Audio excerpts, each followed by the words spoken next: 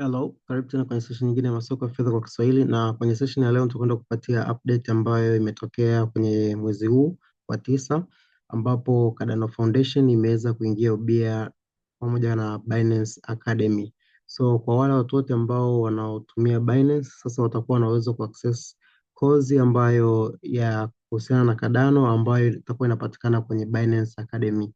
Kozi hii ni kozi ya masaa mawili na dakika 56, na kozi hii itakuwa katika mfumo wa video, lakini pia kutakuwa kuna maswali ambapo utaweza kutizama video kwa ajili ya kujifunza, alafu utafanya quiz kwa ajili ya kujibu maswali, na ukishamaliza kujibu hayo maswali, mwisho wa siku utaweza kupatiwa zawadi ya cheti. Kwa hiyo utakuwa na cheti ambacho kinathibitisha kwamba umeweza kukava kozi hiyo, na cheti hicho kinaweza kikakusaidia labda kwenye baadhi ya programu ambazo zinaendelea kwenye Cardano, unaweza ukapata nafasi kwa kuwa una uthibitisho wa kwamba umesomea kitu hicho. Kwa hiyo ni kitu ambacho ni basic, kitakuwa kinakava mambo ambayo ni basic kwa msingi sana sana, na kama unavyoweza kuona hapa syllabus yake na kava vitu vitatu. Kuna introduction to Cardano ambapo maana yake ni utangulizi, kuna video 8, lakini pia kuna Cardano deep dive ambayo na yenyewe na video 7, lakini pia kuna benefits na use cases, kwa maana kwamba faida za Cardano na namna ambavyo Cardano ina matumizi ambayo yanapatikana, ambayo unaweza ukaitumia, yani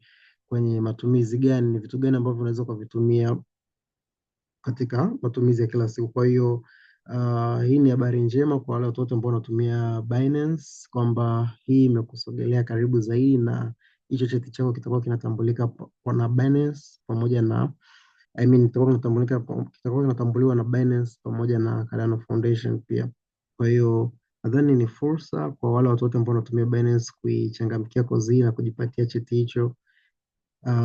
Kama utakuwa una swali usisite kuniuliza, lakini kwa vinginevyo unaweza kuelekea moja kwa moja kwenye Binance Academy ili kuweza kuangalia na kujifunza zaidi.